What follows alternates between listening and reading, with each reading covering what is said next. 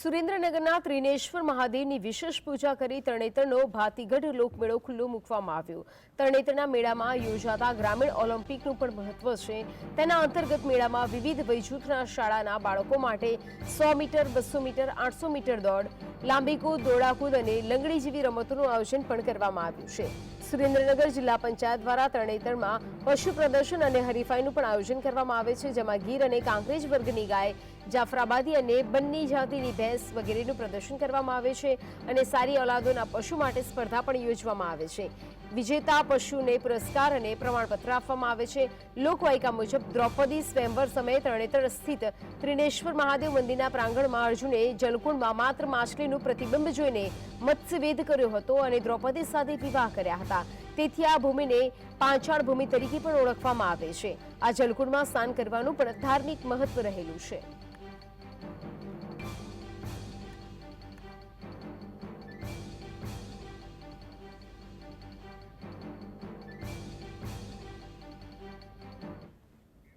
વધુ વિગતો સાથે સંવાદદાતા ફઝલ લાઈવ જોડાઈ ગયા છે સુરેન્દ્રનગરથી।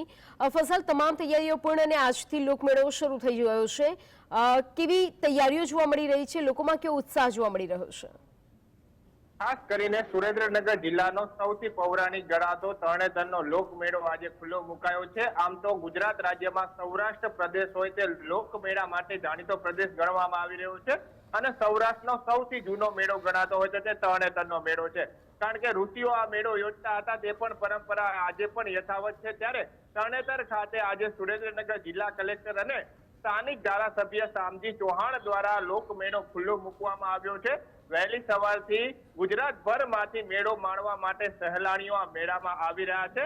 જોકે સરકાર દ્વારા જે નવી મેળાની એસઓપી જાહેર કરવામાં આવી છે તે તમામ એસઓપીના પાલન સાથે આ રાઇડો મેળામાં ગોઠવવામાં આવી છે। ઉલ્લેખનીય છે કે બીજી તરફ વાત કરવામાં આવે તો જે આમંત્રણ પત્રિકામાં કેબિનેટ નેતાઓના નામ લખવામાં આવ્યા હતા, મુળુભાઈ બેરા જે ગેરહાજર રહ્યા છે। ઉલ્લેખનીય છે કે જગદીશ મકવાણા પણ ગેરહાજર રહ્યા છે અને જે નેતાઓના નામો લખવામાં આવ્યા હતા તે તરણેતરના મેળામાં ગેરહાજર રહ્યા હોય તે પ્રકારનો ઘાટ સર્જાયો છે। માત્ર સ્થાનિક ધારાસભ્ય અને કલેક્ટરે આ મેળો ખુલ્લો મૂકી દીધો છે। ત્યારે ઉલ્લેખનીય છે કે 4 દિવસીય આ મેળાનું આયોજન છે। ત્યારે ગ્રામીણ ઓલિમ્પિક, પશુ સ્પર્ધા અને 24 જેટલી જે ગ્રામીણ વિસ્તારની રમતો છે તેને પ્રાધાન્યતા આપવામાં આવશે। રવિવારના દિવસે ગૃહ રાજ્યમંત્રી હર્ષ સંઘવી, ભૂપેન્દ્ર પટેલ સહિતના નેતાઓ અને ચૂંટાયેલા આગેવાનો પણ હાજર રહેવાના છે।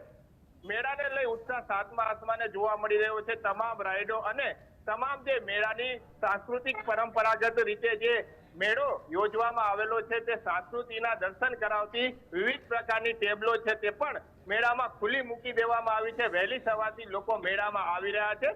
આ મેળો ગુજરાતભરમાં નહીં પરંતુ વિશ્વના મહેમાનો પણ આ મેળામાં આવતા હોય છે। ત્યારે વરસાદી વાતાવરણ વચ્ચે આ મેળામાં જે સ્થાનિક લોકો છે તેમના દ્વારા સ્ટેન્ડની વ્યવસ્થા કરવામાં આવી છે। બહારથી આવેલા લોકોને કોઈ હાલાકી ન પડે તે માટે ગુજરાત ટુરિઝમ વિભાગ દ્વારા પણ વોટરપ્રૂફ સ્ટેન્ડ ઉભા કરવામાં આવ્યા છે। એટલે મેળો રંગે ચંગે આજથી પ્રારંભ થઈ ગયો છે અને 4 દિવસ આ મેળો યોજાવાનો છે। જી ફસલ, દર વર્ષે આ મેળો યોજાતો હોય છે, ત્યારે દર વર્ષ કરતા આ વખતે શું અલગ જોવા મળી રહ્યું છે?